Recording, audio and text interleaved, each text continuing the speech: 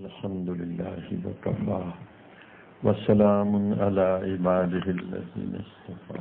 أعوذ بالله من الشيطان الرجيم. بسم الله الرحمن الرحيم. قال الله تبارك وتعالى: فسبحان الذي بيده ملكوت كل شيء وإليه ترجعون. سبحان ربك رب العزة عما يصفون وسلام على المرسلين والحمد لله رب العالمين. اللهم صل على سيدنا محمد وعلى آل سيدنا محمد وبارك وسلم. جزا الله عنا محمدا ما هو أعلم. صلی اللہ علیہ وسلم. اللہ جل شانہ اپنا تعارف خود ہی فرما رہے ہیں، اور جو کلام ہوتا ہے اس سے صاحب کلام کو پہچانا جاتا ہے. جیسے آپ کو ایک ادنا سی ایگزامپل دوں کہ آپ مرزا غالب کو پڑھتے ہیں تو مرزا غالب کا اپنا کلام اس کی شخصیت کا آئینہ دار ہے، جس میں پتہ لگتا ہے کہ وہ یعنی انتہائی ذہین اور عقل مند ہے، لیکن شریعت کی پابندی بالکل نہیں کرتے.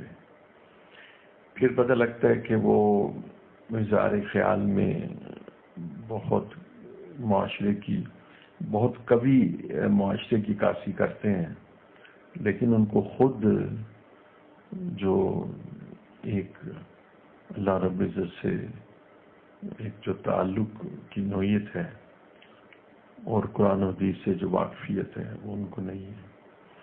اس کے برعکس جب آپ علامہ اقبال کا بیان کلام پڑھتے ہیں تو حیران ہو جاتے ہیں. ایسا لگتا ہے کہ جیسے ان کے کلام کے بعض اشعار قرآن مجید کی بعض آیات کی تفسیر کر رہی ہیں. اس سے زیادہ میں کیا کروں. یہ ہائیسٹ خراج عقیدت ہے جو میں علامہ اقبال کو پیش کر سکتا ہوں. میں ریپیٹ کرتا ہوں کہ ان کے بعض اشعار قرآن پاک کی آیات کی تفسیر کرتے ہیں. اللہ اکبر. تو بچا بچا کے نہ راکھی سے، تیرا آئینہ ہے وہ آئینہ کہ شکستہ ہو تو عزیز تر ہے نکاح آئینہ ساز میں. تو اس دنیا سے دل نہ لگا، اس آئینے کو جو دنیا کا آئینہ ہے اس کو توڑ دے. جب اس کو توڑ دے گا تو ٹوٹا ہوا جو دل ہے نا وہ اللہ کی بارگاہ میں بہت زیادہ قبول ہے، اور اس کے اندر معرفت الہی جو ہے وہ اسی قلب میں آتی ہے جو شکستہ ہو. یہ قرآن مجید اللہ رب العزت کا کلام ہے اور حق سبحانہ و تعالی کے اندر سے نکلا ہے، اور یہ کلام دراصل اللہ رب العزت کی مبارک ذات کا تعارف کرا رہا ہے. اس سے اللہ رب العزت کا عرفان اور پہچان یہ دونوں چیزیں نظر آ رہی ہیں. اب دیکھیے آپ اللہ تعالیٰ فرما رہے ہیں فسبحان الذی، بڑی ہی پاک وہ ذات ہے کہ جس میں کوئی عیب نہیں. یعنی ایسا نہیں ہے کہ اس میں کوئی عیب سے ایک تو مراد وہ عیب ہوتا ہے نا جس کو ہم سمجھتے ہیں، تو ایک عیب سے مراد ذوق بھی ہوتا ہے، یہ بھی عیب ہے. یعنی دیکھیں اگر آپ مثال کے طور پہ اگر آپ نہیں اڑ سکتے یعنی ہوا میں، تو یہ آپ کا عیب نہیں سمجھا جائے گا. اس لیے کہ اللہ جل شانہ نے کہ آپ کو یہ صلاحیت نہیں دی. اور اگر پرندہ نہ اڑ سکے تو وہ اس کا عیب شمار کیا جائے گا۔ اچھا، یہاں پر جو اصل میں بات بتانی ہے کہ کسی شے میں بھی اگر اللہ رب العزت کی کمزوری آ جائے تو عیب ہے۔ جیسے آپ کہہ سکتے ہیں کہ اللہ تعالیٰ سائملٹینیسلی 6 ارب انسانوں کی آوازوں کو سن سکتے ہیں، لیکن 6 ارب سے بڑھ کر اگر 6.25 ارب ہو جائیں تو نہیں، ان سوا کی نہیں سن سکتے۔ تو جیسے آپ کہیں گے اللہ جل شانہ نے فی ستۃ ایام، اللہ تعالیٰ نے 6 دنوں کے اندر یہ آسمان و زمین کو خلق السماوات والارض بنایا، تو اللہ تعالیٰ 6 دن میں بنا سکتے تھے، 3 دن میں نہیں بنا سکتے تھے۔ تو ان کی تو یہ شان ہے کہ وہ یعنی یہ ان کی تو یہ شان ہے کہ وہ 1 گھنٹے میں بھی بنا سکتے ہیں۔ تو میں یہ عرض کر رہا تھا کہ اس میں اللہ تعالیٰ کی شان بیان کی جا رہی ہے کہ وہ سبحان ہے، اور سبحان کا مطلب ہے ہر کمی کوتاہی سے، یعنی ایک تو جیسے کہتے ہیں نا ہر عیب سے منزہ ہے، یہ بھی عیب ہے، یعنی آپ کے لیے تو عیب، انسانوں کے لیے تو عیب نہیں ہے، لیکن اللہ جل شانہ کے لیے یہ بات کہ اللہ تعالیٰ کسی چیز، کسی جگہ، افریقہ کی کچھ جنگلوں میں سے کچھ ایسے جگہ ہیں جن کو اللہ نہیں جانتے، باقی تو آسمان زمین سب کچھ جانتے ہیں، لیکن ایک یہ جو اللہ تعالیٰ کے علم میں کمی ہے، یہ نقص ہے۔ ہر شے پر ان کے علم میں احاطہ کیا ہوا، خبیر ہیں، ان کو ساری خبریں آتی ہیں، لیکن چند ایک ایسی ہوتی ہیں جو نہیں پہنچ سکتی، اور علیم ہیں، علم رکھتے ہیں، قدرت والے ہیں، بہت ساری چیز میں کوئی ہر شے پر قدرت رکھتے ہیں، لیکن ایک آدھ چیز ایسی بھی ہے جس کو شاید نہ کر سکتے ہیں۔ تو اللہ رب العزت کے بارے میں کسی چیز کا نہ کر سکنا یا اس کا ضعف ہونا یا اس کی کمزوری ہونا، یہ عیب ہے۔ بس ان اللہ علی کل شیء، کل شیء، اب دیکھیں کل شیء میں ہر شے، قدیر، وہ قدرت رکھتا ہے ہر شے پر۔ مثلا دیکھیے قدرت سے یہاں کیا مراد ہوگی کہ وہ بیٹا نکاح کے بغیر دینے پہ قدرت رکھتا ہے، اس کو تو کوئی مسئلہ نہیں۔ جو نکاح کے بعد بیٹا شکم مادر میں پیدا ہوتا ہے وہ کم قدرت ہے، تو وہ تو اس کے بغیر بھی پیدا کر سکتا ہے، تو اس کے لیے بھی مشکل، لیکن وہ ایک نظام کائنات ہے، وہ قوانین قدرت ہیں، اور سنت اللہ ہے کہ نکاح کیا جائے، تو پیدا کرنے والی ذات فقط اللہ رب العزت ہی کی ذات ہے۔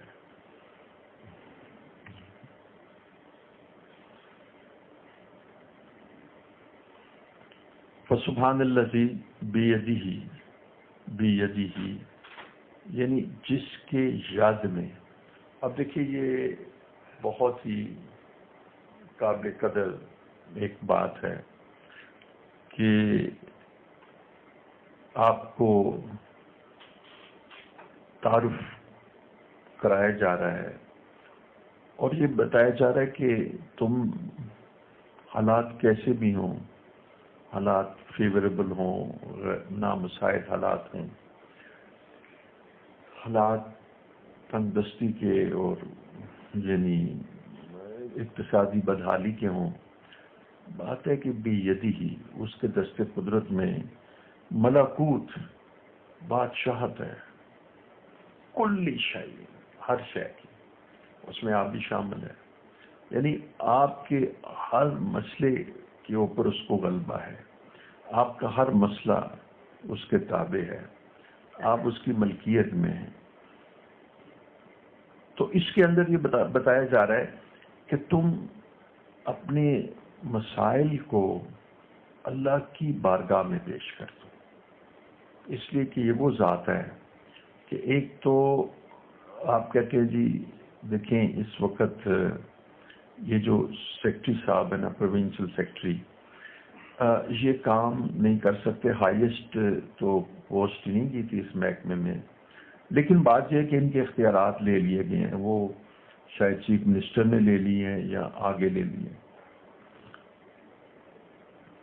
اسی زمانے میں مجھے یاد ہے کہ ایک چھوٹا سا کوئی ہم نے یعنی ایک جیسے کہتے ہیں نا ایک پی این رکھنا ہوتا تھا، تو اس کی جو اپائنٹمنٹ کی گورنر صاحب کرتے تھے. تو اس کا مطلب سارے کے سارے اختیارات ڈپارٹمنٹ سے لے کے گورنر کے پاس چلے گئے. تو اس طرح بھی معاملہ ہوتا تھا. اب یہاں پر یہ بتایا جا رہا ہے کہ سارے کے سارے اختیارات جو ہیں نا اللہ کی ذات کے پاس ہیں. اگر اس کے پاس سارے ڈپارٹمنٹس میں سے مثال کے طور پہ کل 50 ڈپارٹمنٹس ہیں، لیکن ایک ڈپارٹمنٹ کا چارج اگر اس کے پاس نہیں تو وہ سبحان نہیں، وہ عیب ہو گیا، وہ ضعف ہو گیا، وہ کمزوری ہو گئی. تو اس لیے فرمایا کہ اللہ جل شانہ نے خود اپنی تعریف فرمائی، جیسے کہ حضور صلی اللہ علیہ وسلم ارشاد فرماتے ہیں اللہم لا احصی ثناء علیک، اللہ میں آپ کی ثنا کا احاطہ نہیں کر سکتا. انت کما اثنیت علی نفسک، آپ تو ویسے ہیں جیسے آپ نے خود اپنی تعریف کی ہے.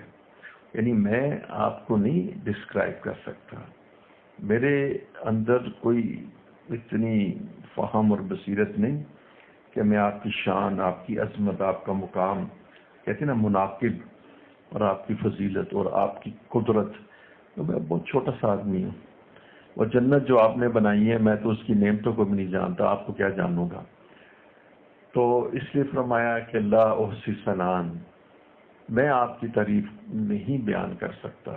آپ تو ویسے ہی ہیں، آپ کیسے ہیں جیسے خود آپ نے اپنی تعریف فرمائی ہے. اللہ جل شانہ اپنی تعریف میں فرما رہے ہیں فسبحان اللہ، بڑی ہی پاک ہے وہ ذات، ہر عیب سے پاک، ہر کمی سے پاک، کہ جس کے دست قدرت میں پوری کائنات کی بادشاہت ہے. ملکوت کل شیء. اچھا آپ اس سے نہ لذت اٹھائیں، میں آپ کو بتاتا ہوں، آپ اسے لذت اٹھائیں. کیونکہ دیکھیں کل شیء جو ہے نا یہ اردو میں اس مستعمل ہوتا ہے، ہر شے، کل شیء، اس کے اندر. اب دیکھیے کوئی بھی چیز باہر نہیں کل شیء کے اندر، چاہے وہ کوئی بہت سپر پاور ہو، چاہے وہ نیوکلیر پاور ہو، جو بھی انسان ہے اور جو بھی جگہ ہیں اور جو بھی اس دنیا میں کارخانے اور کام ہو رہے ہیں، اور آسمان بھی اور سورج بھی، آسمان بھی اور سورج بھی، یہ سارے کے سارے اللہ جل شانہ کے تابع ہیں. تو یہاں پر ذرا غور کیجئے، ملکوت، ملکوت یعنی اس طرح آپ سوچئے کہ یہ نا اس کی ملکیت ہے. اب دیکھیں آپ کی گاڑی آپ کی ملکیت ہے، آپ اگر آپ کی ملکیت ہے آپ دوسرے کو آنے دیں گے، آپ اس میں تو ملکیت ہی اسی کے ہیں. مالک ہی وہی ہے، ملک بھی وہی ہے، بادشاہ بھی وہی ہے، بادشاہت بھی اسی کی ہے، اور پورا کنٹرول ہے. یا حی یا قیوم، زندہ بھی ہے اور قائم بھی ہے. اور یا قیوم کا معنی ہوتا ہے کہ جس نے پورے نظام کو تھاما ہو، یعنی جس کو ہم انگلش میں سسٹینر کہتے ہیں، جو سسٹینر ہو. کہ جیسے آپ کہتے ہیں جی پورا نظام جو ہے، یعنی آپ کہتے ہیں جی پورا نظام ایک ملک کا جو ہے اس کے صدر یا وزیر اعظم نے تھاما ہوتا ہے. ساری ایڈمنسٹریشن، سارا ڈسپلن اور سارے ڈپارٹمنٹس، ان سب کا جو بڑا ہوتا ہے وہ پرائم منسٹر ہوتا ہے. تو پورا نظام اس کے ہاتھ میں ہے. بس اسی کو سمجھ لیجئے کہ اس کائنات کا جو یونیورس، کائنات میں دنیا تو بہت چھوٹی سی ہے، اور اس کائنات میں تو سورج اور اتنی، میرا خیال ہے کہ جو گلیکسیز کی تعداد ہے وہ مجھے اس کا علم نہیں، لیکن اربوں گلیکسیز ہوں گی، اربوں گلیکسیز ہیں.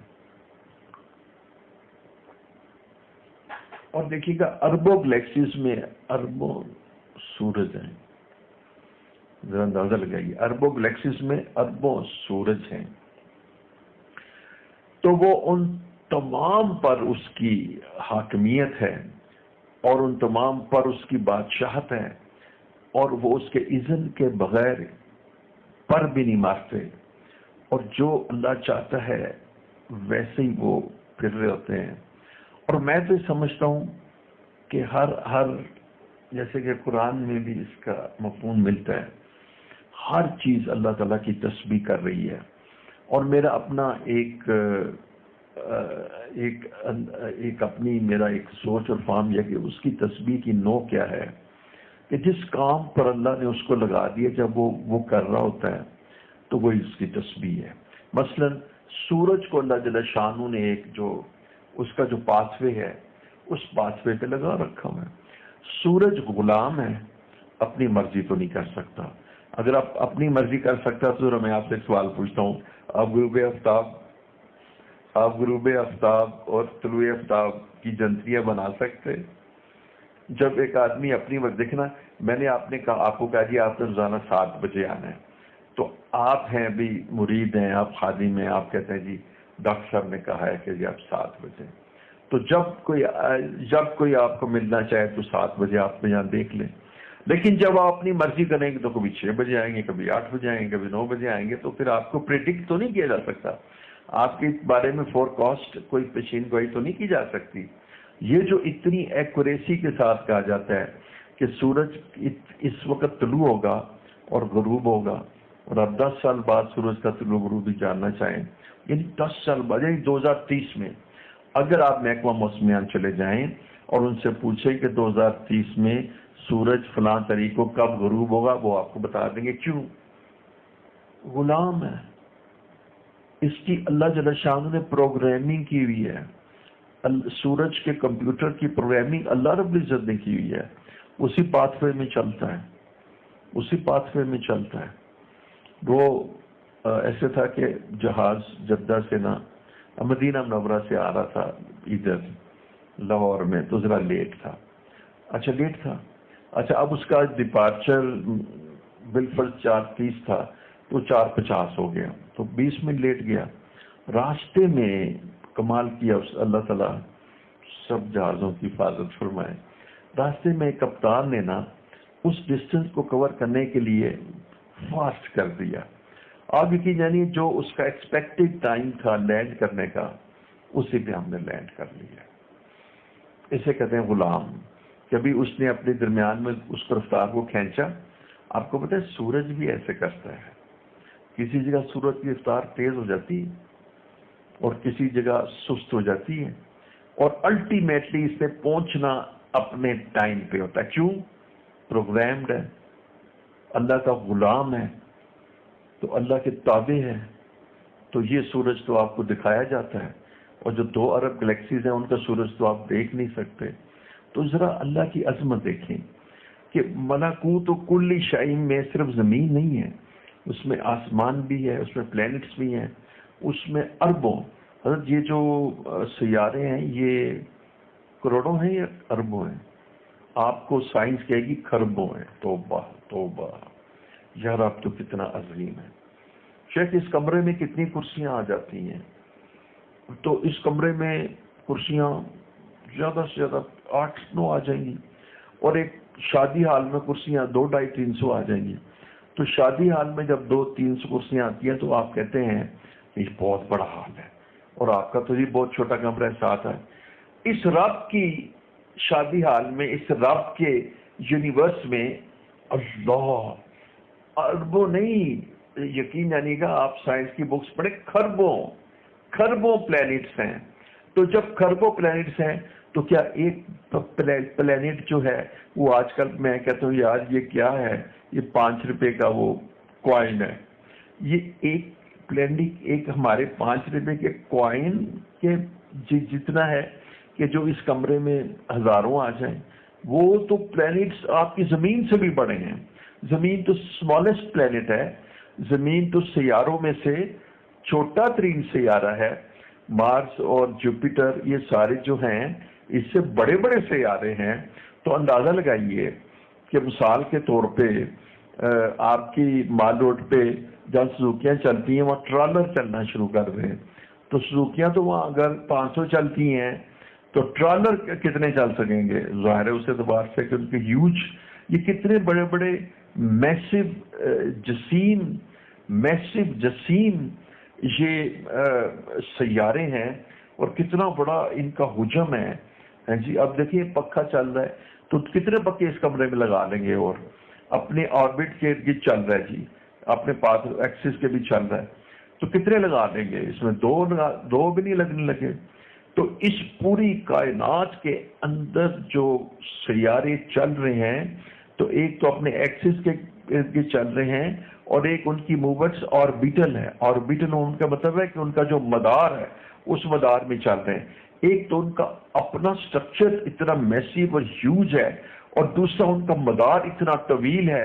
یہ تو ایک سیارے کا حال ہے، اور یہ سیارہ دوسرے سیارے سے اگر ٹکرا جائے تو کیا قیامت واقع ہو جائے گی۔ 2 ٹرینیں ٹکرا جائیں تو قیامت آ جاتی ہے۔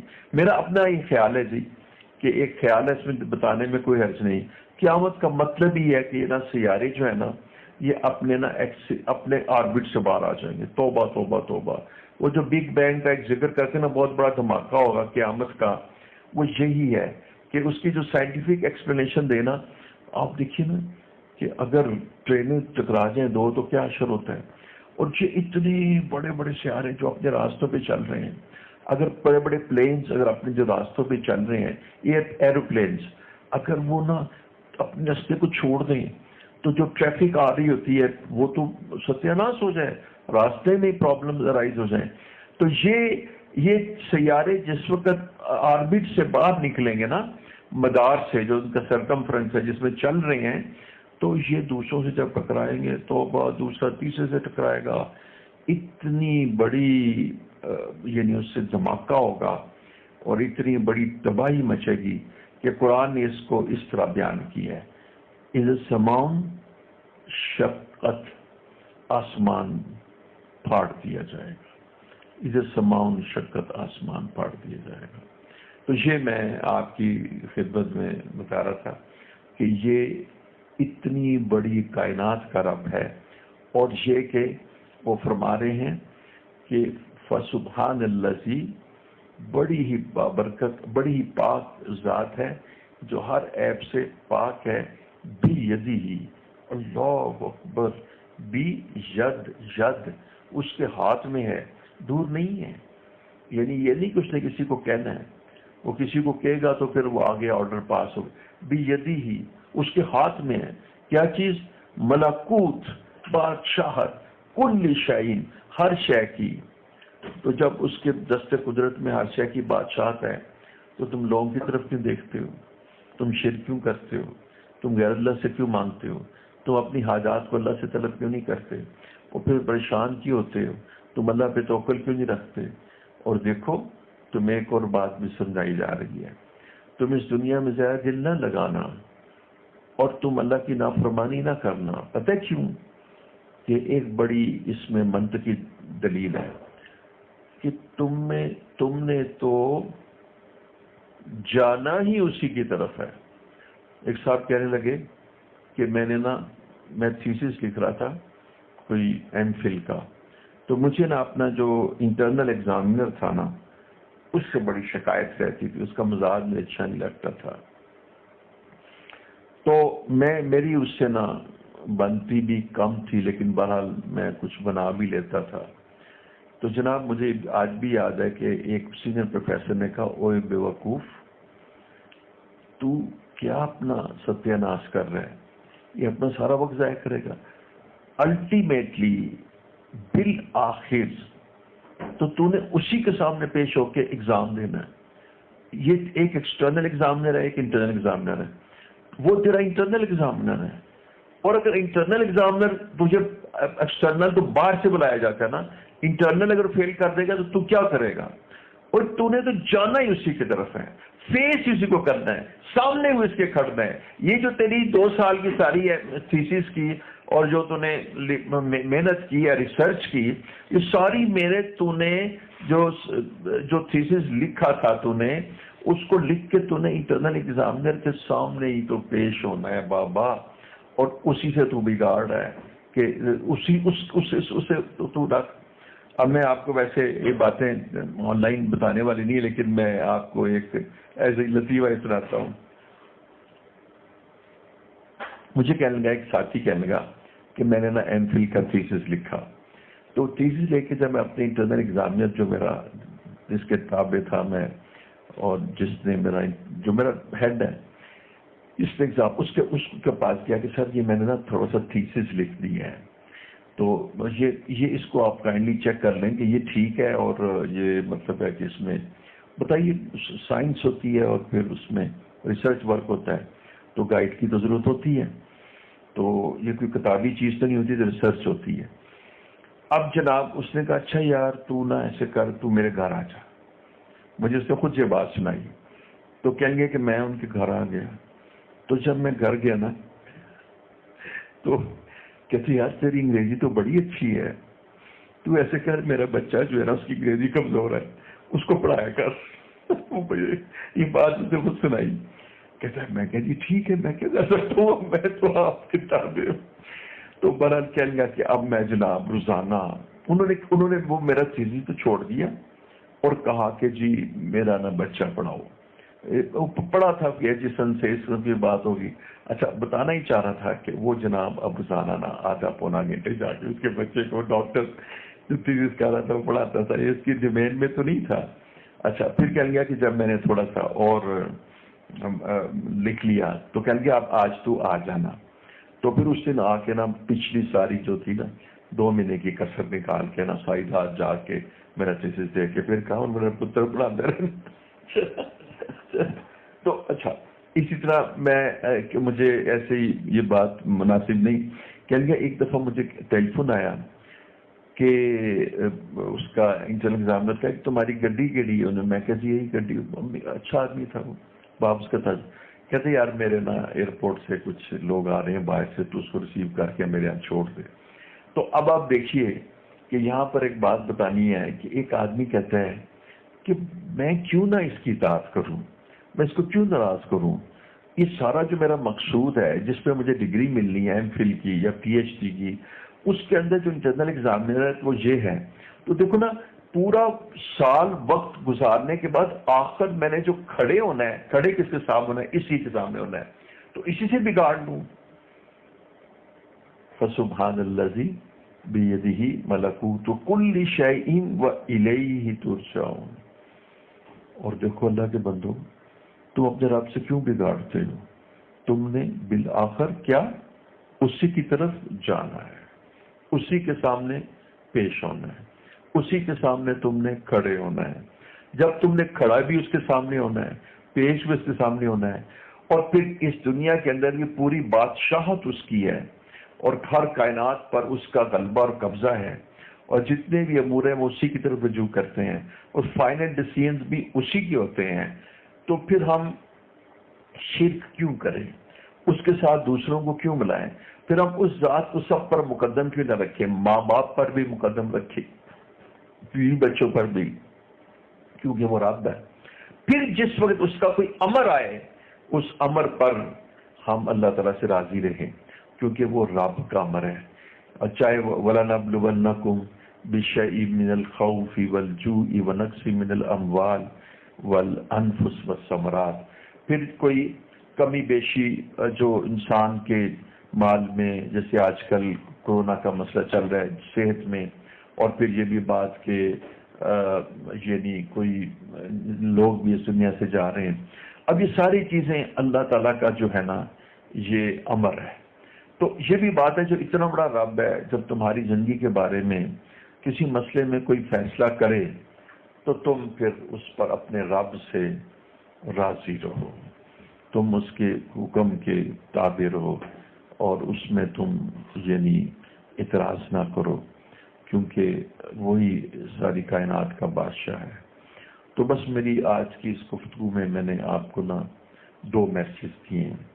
پہلا میسیج میں نے آپ کو دیا ہے کہ یہ ہمارا رب ہے جس سے ہم غافل ہیں، اور جس کے پاس پوری کائنات کی بادشاہت ہے، اور یہ محمد صلی اللہ علیہ وسلم کا رب ہے، اسی کا تعارف کرانے کے لیے وہ آئے تھے اور اسی سے جوڑنے کے لیے آئے تھے. ہم اس سے منقطع ہیں. اور دوسرا میسج میں نے اب دینا ہے، ہماری جو ساری جو اس وقت پریشانی ہے وہ کیا ہے کہ وہ دیکھیں، وہ ایک شعر کسی نے کہا تھا، یہ خزاں کی فصل کیا ہے مگر ان کی چشم پوشی. وہ ناراض ہیں، انہوں نے چشم پوشی کی ہوئی ہے، وہ آپ کی طرف دیکھتے ہی نہیں.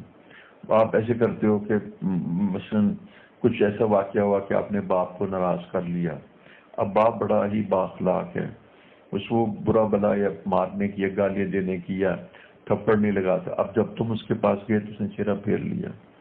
اب تم کہتے ہو میں ابا جی کے پاس بیٹھا رہا، ابا جی نے میری طرف دیکھا ہی نہیں. اس کو چشم پوشی کہتے ہیں. اب تم چاہتے تھے کہ تم اپنے حالات سناتے اور اپنی جو تمہاری جو بزنس کے پرابلمز تھے وہ سناتے، تمہیں کچھ اسسٹنس چاہیے تھی، مدد چاہیے تھی، لیکن تم نے کیا کیا؟ تم نے یعنی باپ کو ناراض کیا. باپ نے تمہاری طرف دیکھا ہی نہیں. تو جب باپ تمہاری طرف دیکھے گا ہی نہیں تو تمہاری تو کسی پرابلم کو سالو نہیں کرے گا. وہ یہ کہے گا ٹھیک ہے جی سال میں تم ہو، بس ٹھیک ہے پھر رہو اس سال میں، مجھے اس سے کیا، میری تو تم مان کے چلتے نہیں. اب دیکھیں کرونا کا جو پہلے فیز تھا یہ نرم تھا، یہ ہلکا فیز تھا. اور اب دیکھیے جب اللہ جل شانہ نے اپنے بندوں کے اوپر جو اہل ایمان تھے ہلکی سی شفقت کی چپت جو کہ ہم اپنے بچوں کے مار دیتے ہیں کہ بھی وہ ان کی اصلاح ہو، وہ بڑی پیاری شفقت کی چپک ماری تھی. اور سب اس کو شفقت کی چپت ہی دیکھ رہے تھے. اخباروں میں بھی یہ آ رہا تھا کہ اللہ کا بہت فضل ہے. جس وقت آپ اس پر نہیں مانے، رجوع نہیں کیا، جو لوگ نماز نہیں پڑھتے تھے انہوں نے نماز پڑھنی شروع نہیں کی، جو لوگ کرپشن کرتے تھے انہوں نے کرپشن بند نہیں کی، اور جو لوگ یعنی زکوٰۃ نہیں دیتے تھے انہوں نے زکوٰۃ دینے کا ارادہ نہیں کیا، جو لوگ سود دیتے تھے انہوں نے سود چھوڑنے کا، جن کے فکس ڈپازٹ میں لاکھوں کروڑوں روپے کے انہوں نے فکس ڈپازٹ سے اپنے مال نکال کر سود سے بچنے کا ارادہ نہیں کیا. تو میں نے ایک خبر پڑھی اور میرے دل سے دعا نکلی. وہ خبر ایسی ہے کہ میرے سے برداشت نہیں ہو رہا کہ میں بیان کیے بغیر نہیں رہ سکتا. اس وقت سود کی بات آ گئی حضرت. وہ خبر یہ ہے کہ وزیر مملکت پارلیمانی امور محمد علی نام ہے ان کا، انہوں نے کہا ہے کہ ہماری ساری مصیبت ہی سود ہے. ہم اگر اس سود سے چھٹکارا نہیں حاصل کریں گے تو ہم مرتے رہیں گے. میں اس یقین نہیں کہ پچھلے 10 سال میں یہ کبھی کسی نے نہیں کہا. نواز شریف کے دور میں تو یہ بات چلتی ہی نہیں تھی، بلکہ وہ تو کہتے تھے سود کے بغیر ہم چلیں کیسے تھے. میں نے کہا چلو اللہ اس پر ہی ہمارے اوپر رحمت کر دے. ایک تو میں نے ان کے لیے دعا کی کہ دیکھیں. دوسرا دیکھیے مجھے خیال آیا کہ اللہ ہمارے ساتھ نرمی کا معاملہ فرمائیں گے. کچھ مطلب جو اہل اقتدار میں سے بعض لوگ ایسے ہیں کہ جن میں للہیت اور خوف خدا پیدا ہوتا. یعنی میں ترس کیا کہ حکمرانوں میں سے کوئی آدمی سود کے خلاف بات کرے. عمران خان صاحب جو ہیں نیازی صاحب وہ واقعتاً سود کے خلاف ہیں، اور جب بھی ان سے سود کی بات ہوتی ہے تو ان کا انداز بڑا مثبت ہوتا ہے. وہ ہمیشہ کہتے ہیں کہ اس بارے میں علماء سے گائیڈنس کی ضرورت ہے، اور اس بارے میں ہم یعنی علماء کوئی لائے عمل بتائیں ہم اس پہ ایکٹ کریں گے. تو شرعی ذمہ داری تو علماء پہ آ جاتی ہے. انہوں نے بھی ہمیشہ اس میں پازیٹیو رول پلے کیا ہے. اور آج میں اس بات پر اتنا خوش ہوا کہ یہ بات میں نے سنی کہ انہوں نے کہا سود کے خلاف کبھی میں نے نہیں سنی یہ بات. اور اس کے بعد انہوں نے یہ کہا کہ یہ لازم ہے کہ یعنی طلباء نوجوان قرآن پڑھیں، اور ہماری جو سکسیس ہے وہ قرآن کے بغیر نہیں ہو سکتی. یہ دوسری بات انہوں نے کہی، اور اس طرح کی اچھی باتیں انہوں نے کہی. تو حالانکہ وہ فیڈرل منسٹر ہیں، اور انشاءاللہ اللہ تعالیٰ سے دعا ہے کہ اللہ تعالیٰ ہمارے ملک سے سود کو ختم کر دے. اور واقعتاً یہ بڑی لعنت ہے، اعلان جنگ ہے. اور انشاءاللہ ہو سکتا ہے اللہ تعالیٰ یہ کام عمران نیازی صاحب سے لے لے کہ وہ جس بندے کو اللہ تعالیٰ اپنے بندوں میں سے کسی بندے کو چن لیتے ہیں، ممکن ہے کہ وہ انہی سے یہ کام لے لیں۔ دوسری بات عرض کرنا چاہ رہا تھا کہ اس وقت جو احوال ہیں ان کے اندر یہ بات بڑی واضح ہے کہ جب تک آپ اپنے اعمال نہیں بدلیں گے آپ کے احوال نہیں۔ ویسے میری آخری بات، یعنی جب تک آپ اپنے اعمال نہیں بدلیں گے نا آپ کے احوال، مثلا میں دیکھیے، مثلا میں اب جو بات کہہ رہا تھا کہ یہ دوسری فیز کہہ لیجئے، اس کے اندر تو اتنا ہم ایک لفظ استعمال کرتے ہیں اتنا انویزو کا مطلب ہوتا ہے کہ 3-4 دن کے اندر ہی بندے کو وہ یعنی ختم کر دیتا ہے۔ وہ اللہ کا امر ہے، اللہ کا اذن ہے، اللہ کے اذن کے بغیر تو کچھ نہیں ہو سکتا۔ یہی کورونا پہلے بڑا بینائن تھا، اب یہ اتنا انویزو ہو گیا اور اتنا یہ یعنی انفیکشس ہو گیا اور اتنا پھیل رہا ہے۔ اللہ تعالیٰ دعا ہے کہ اس کے مضر اثرات سے سب مسلمانوں کو بچائے، اور جتنے بھی اب آپ کورونا میں مبتلا ہیں اللہ کو کامل شفا دے دے۔ ابھی ایک ساتھی نے کہا کہ میں خود بھی ہوں، میری اہلیہ بھی ہے، اللہ تعالیٰ ان دونوں کو اس سے اپنے فضل و کرم سے بچائے اور ہمارے ملک کو اللہ تعالیٰ اپنی حفاظت میں لے لے۔ لیکن ایک بات ہے کہ جس کا بڑا ہی زیادہ غم ہے، وہ غم یہ ہے کہ دیکھیے وہی بات کہ جب آپ کسی جگہ پہ کام کر رہے ہیں تو جب آپ کی سرزنش کی جاتی ہے تو آپ کی تھوڑی سی تنخواہ 25% کم کر دی جاتی ہے، تو آپ نہ سوچتے ہیں کہ میرے سے کوئی غلط کام ہوا ہے میں اپنی اصلاح کروں، پھر آپ کی تنخواہ 50% کر دی جاتی ہے فردر، پھر بھی آپ نہیں سوچتے، یعنی آپ اپنی اصلاح کے بارے میں سوچتے ہی نہیں ہیں۔ دیکھیں اصلاح کی سب سے بڑی جو بات ہے میں عرض کروں تو ایک وزیر صاحب میرے پاس کچھ چند روز پہلے آئے تھے، تو میں نے ان سے صرف ایک ہی بات کہی، وہ بات میں نے کہی کہ شیخ آپ ذرا یہ دیکھیں کہ زمین پر سجدہ ہی نہیں ہوتا،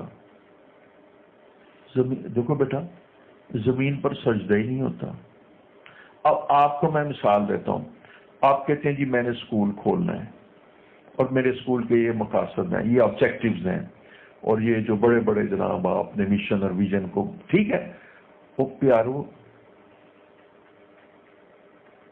وہ بچے اسکول میں آتے ہی نہیں، تم کو خاک پڑھاؤ گے، بیچا تم ان کا ایڈمیشن کر لو، لا الہ الا اللہ پڑھا دو، ہم نے لا الہ الا اللہ پڑھ کے اسلام میں ایڈمیشن لے لی، اب اس کے بعد بیٹا تم سے فیس بھی لے لو، ٹھیک ہے فیس بھی لے لی، اب آپ مجھے بتاؤ تم کیا کرو گے؟ میں تم سے پوچھتا ہوں اس حالت میں کہ جس وقت اگر آپ کے 300 بچے ہیں مثلا ایک یعنی نرسری میں، تو ان میں سے ایک بچہ بھی نہیں آتا، بھی خدا کے بندو، اور اگر بیٹا 300 میں سے 10 آئے تم اسکول کیسے چلاؤ گے؟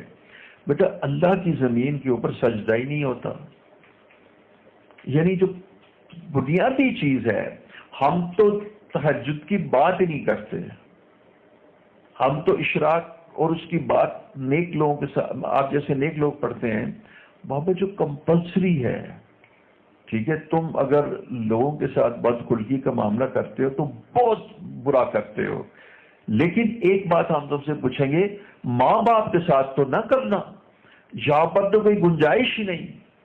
ایک مثال دے رہا ہوں کہ تم لوگوں کے ساتھ اخلاق کا معاملہ کرو، یہ شریعت ہے، لیکن کہتے ہیں یار ماں کہتی میرا بڑا فرما بردار ہے، کل ایک ماں کہتی میرا بڑا فرما بردار، بڑی میری خوشی، اچھا میں نے کہا بھی وہ اتنا ایکسپیرینس نہیں ہے، بچہ سیزن نہیں ہے تو ابھی بزنس کیسے کرے گا؟ تو ماں نے کہا حضرت بڑی اللہ تعالیٰ کا فضل ہے، وہ بچہ میرا اتنا خیال رکھتا ہے۔ میں نے کہا بھی اللہ تعالیٰ اس کو بہت عطا فرمائیں گے، اس کے قدموں کے تلے پیسے پھینکیں گے، جو ماں جس سے ماں راضی ہے اور جس کے ماں خوش ہے اور جو ماں کا خیال رکھتا ہے اور ماں اس بات پہ کیئرنگ ہے اور بہت زیادہ دعائیں دیتی ہے، وہ تو اللہ بھی اس سے راضی ہو جائے گا اس نوجوان سے۔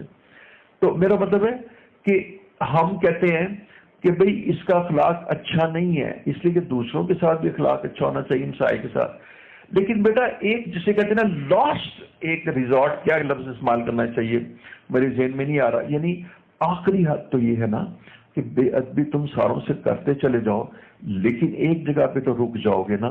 وہ جگہ یہ ہے کہ تم ماں باپ کے آگے تھوڑی نا بے ادبی کر سکتے. وہاں تو تمہیں اپنا سر ادب سے، اپنے کندھے ادب سے جھکانے ہیں، کیونکہ وہ جگہ ہے کہ جہاں پر بے ادبی کا تصور میں نہیں ہے. یہ اللہ اور اس کے رسول کے بعد سب سے مقدس ہستیاں ہیں، ان کو نہیں تم کر سکتے. اچھا، یہ میں نے ایسی مثال آپ کو بیان کی، بات تو میری درست تھی، لیکن میں آپ کو کہنا چاہتا ہوں بیٹا کہ اگر تم تہجد نہیں پڑھتے، اگر تم اللہ کے راستے میں نہیں خرچ کرتے، اگر تم خیرات اور صدقات نہیں دیتے، تو خدا کے بندو تم زکوٰۃ تو دو جو سال کے اخیر میں دی جاتی ہے. اور اگر تم اپنی بہنوں کا زیادہ خیال نہیں رکھتے اور ان کو نہیں ان کو تم تو خدا کے بندو جو ان کے شرعی وراثت کے حقوق ہیں وہ تو دو نا ان کو. اللہ کے بندو نہ ان کا خیال رکھو، لیکن جو باپ کی وفات کے بعد جو چیز وراثت ملی تھی جس میں ان کا حق شامل ہے، یہ تو تمہارا کوئی احسان نہیں ہے، یہ تو ان کے حقوق ہے. تو مال تمہارا ہے ہی نہیں جو تم استعمال کرو. تم بہنوں کا مال بھی کھا رہے ہو اور تم توبہ بھی نہیں کر رہے، رجوع اللہ بھی نہیں کر رہے. تو اس لیے اگر تم بالفرض بڑی بڑی عبادات نہیں کر سکتے تو بیٹا میرے منہ سے ایک لفظ نکل جائے گا جو میں بہت غم کی حالت میں نکال رہا ہوں، اگرچہ کہ یہ ٹھیک نہیں. وہ خدا کے بندوں فرض نماز تو پڑھ لو.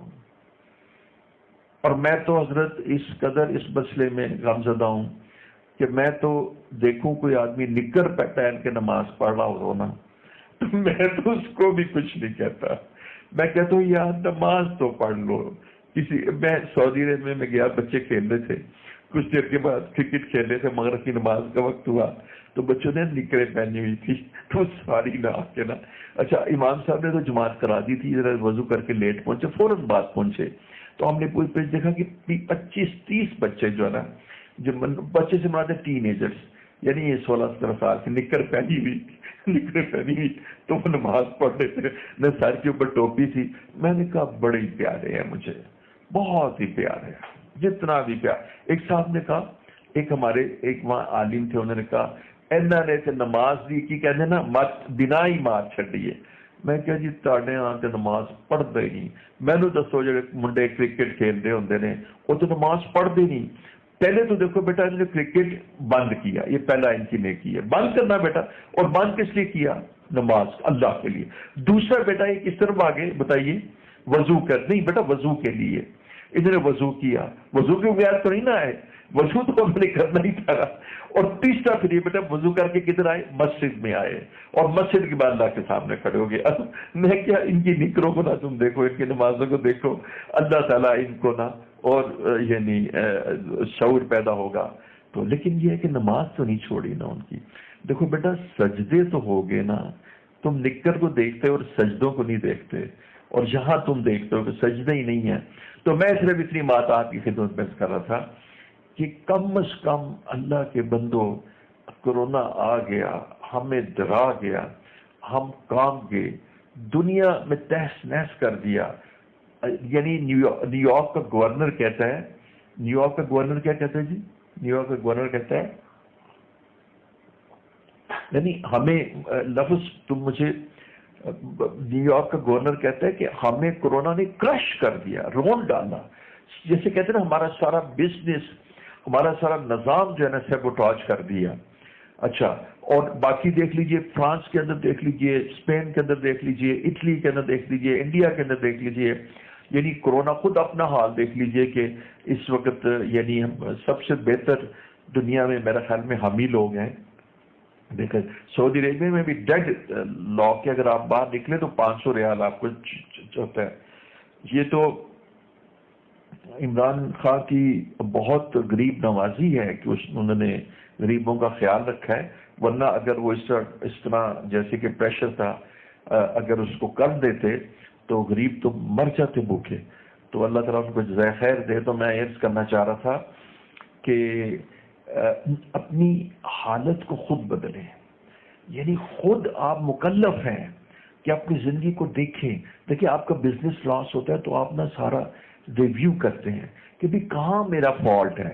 اب دیکھیں اللہ کی طرف سے اتنا مشقت اور مصیبت کا، ظاہری طور پہ تو مشقت اور مصیبت کا حال ہے، اس حال کے اندر ہم یہ تو کہہ رہے ہیں، اور یہ بڑا ضروری ہے کہ بھی احتیاطی تدبیر کریں، وہ تو کہہ کہ ڈاکٹرز بھی تھک گئے ہیں، حکومت بھی تھک گئی، ہم بھی کہہ رہے ہیں، لیکن کوئی یہ نہیں کہتا کہ تم نہ اپنے گناہوں سے معافی مانگو، کوئی یہ نہیں کہتا زندگی کو بدلو، کوئی نہیں کہتا نماز پڑھنا شروع کرو، جھوٹ بولنا بند کرو، کم تولنا بند کرو، بے پردگی اور فحاشی کے امور بند کرو، رقص و سرود اور شراب کی محافل بند کرو، اور یہ کہ سود کو بند کرو، اور یہ کہ رشوت بند کرو، اور یہ حرام خوری اور کام چوری بند کرو، اور یعنی اپنی زندگی کو بدلو، اور تمہاری زندگی میں جتنے کبیرہ گناہ ہیں ان کو ختم کرو، اور سب سے بڑھ کر یہ کہ نماز پڑھو اور اللہ کی طرف رجوع کرو، اللہ کو سجدہ کرو، تاکہ زمین کے اوپر جب سجدہ ہو تو اللہ جل شانہ کی رحمت اہل زمین پر آنے لگے۔ تو بس میں اسی پہ اکتفا کرتا ہوں۔ فسبحان الذی، بڑی بابرکت ذات ہے اور بڑی پاکیزہ ذات ہے، ہر عیب سے پاک، بیدہ، جس کے دست قدرت میں ملکوت کل شیء، ہر شے کی بادشاہت ہے، وإلیہ ترجعون، اور تم جس کی طرف تم نے جانا ہے، عقل مند آدمی وہی ہے کہ وہ اس دنیا میں قیام کرتے وقت اس کی ملاقات کی تیاری رکھے۔ وآخر دعوانا ان الحمدللہ، لا الہ الا اللہ، لا الہ الا اللہ، لا الہ الا اللہ، لا الہ الا اللہ، پیارے اللہ میرے اللہ، لا الہ الا اللہ، لا الہ الا اللہ، لا الہ الا اللہ، لا الہ الا اللہ، لا الہ الا اللہ، لا الہ الا اللہ، لا الہ الا اللہ، لا الہ الا اللہ، لا الہ الا اللہ، پیارے اللہ میرے اللہ، پیارے اللہ میرے اللہ، لا الہ الا اللہ، لا الہ الا اللہ، لا الہ الا اللہ، تو ہر طرف، تو ہی تو ہر طرف، تو ہی تو، لا الہ الا اللہ، لا الہ الا اللہ، محمد رسول اللہ صلی اللہ علیہ وسلم، لا الہ الا اللہ، لا الہ الا اللہ، لا الہ الا اللہ، لا الہ الا اللہ، لا الہ الا اللہ، لا الہ الا اللہ، پیارے اللہ میرے اللہ، لا الہ الا اللہ، لا الہ الا اللہ، لا الہ الا اللہ، لا الہ الا اللہ، لا الہ الا اللہ، لا الہ الا اللہ، لا الہ الا اللہ، لا الہ الا اللہ، محمد رسول اللہ صلی اللہ علیہ وسلم، لا الہ الا اللہ، لا الہ الا اللہ، لا الہ الا اللہ، لا الہ الا اللہ، لا الہ الا اللہ، لا الہ الا اللہ، لا الہ الا اللہ، لا الہ الا اللہ، لا الہ الا اللہ، لا الہ الا اللہ، محمد رسول اللہ صلی اللہ علیہ وسلم، لا الہ الا اللہ، لا الہ الا اللہ، لا الہ الا اللہ، لا الہ الا اللہ، لا الہ الا اللہ، لا الہ الا اللہ، لا الہ الا اللہ،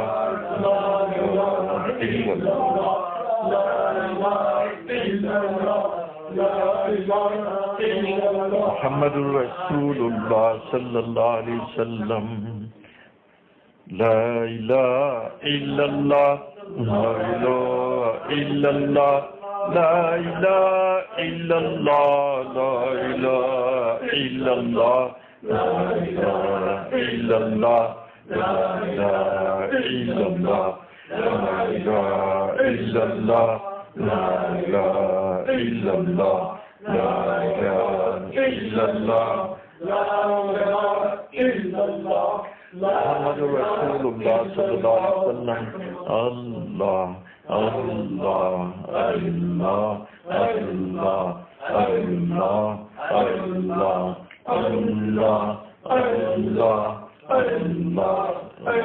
الله الله يا الله يا الله يا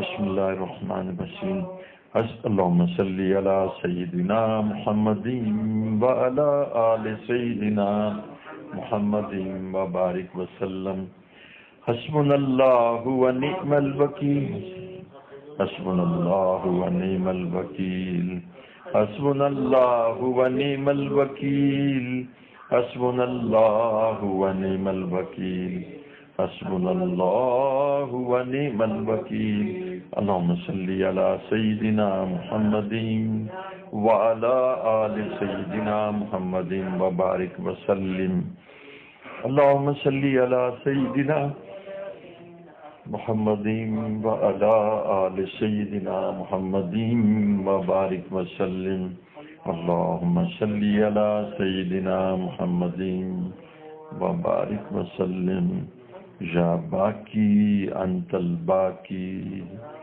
یا باقی انت الباقی یا باقی انت الباقی یا باقی انت الباقی یا باقی انت الباقی اللهم صل على سيدنا محمد وعلى آل سيدنا محمد وبارك وسلم لا حول ولا قوة إلا بالله لا حول ولا قوة إلا بالله لا حول ولا قوة إلا بالله لا حول ولا قوة إلا بالله لا حول ولا قوة إلا بالله لا حول ولا قوة إلا بالله لا حول ولا قوة إلا بالله لا حول ولا قوة إلا بالله لا حول ولا قوة إلا بالله لا حول ولا قوة إلا بالله لا حول ولا قوة إلا بالله لا حول ولا قوة إلا بالله لا حول ولا قوة إلا بالله لا حول ولا قوة إلا بالله لا حول ولا قوة إلا بالله حين الجلس اللهم صل على سيدنا محمد وعلى آل سيدنا محمد وبارك وسلم اللهم صل على سيدنا محمد وعلى آل سيدنا محمد وبارك وسلم لا إله إلا أنت سبحانك إني كنت من الظالمين لا إله إلا أنت سبحانك إني كنت من الظالمين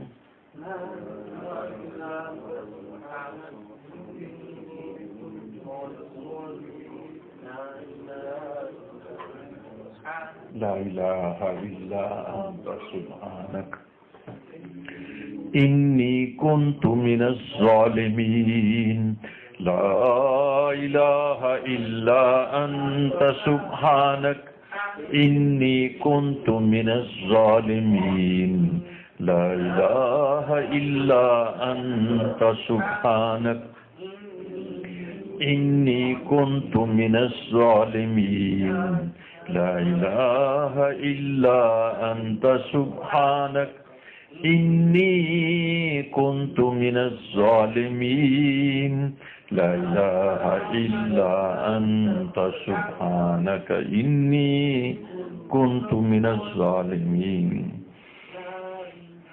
اللهم صل على سيدنا محمد وعلى آل سيدنا محمد وبارك وسلم والله ذو فضل على المؤمنين والله ذو فضل على المؤمنين والله ذو فضل على المؤمنين والله ذو فضل على المؤمنين والله ذو فضل على المؤمنين والله ذو فضل على المؤمنين والله ذو فضل على المؤمنين والله ذو فضل على المؤمنين والله ذو فضل على المؤمنين والله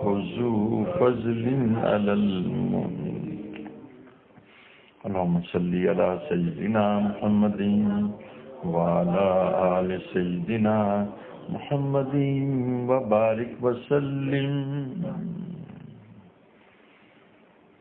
إنا لله وإنا إليه راجعون إنا لله وإنا إليه راجعون إنا لله وإنا إليه راجعون إنا لله وإنا إليه راجعون إنا لله وإنا إليه راجعون إنا لله وإنا إليه راجعون اللهم صل على سيدنا محمد وعلى آل سيدنا الله الله ربي لا أشرك به شيئا الله الله ربي لا أشرك به شيئا الله الله ربي لا أشرك به شيئا اللهم صل على سيدنا محمد وعلى آل سيدنا رب اغفر وارحم وأنت خير الراحمين رب اغفر وارحم وأنت خير الراحمين رب اغفر وارحم وأنت خير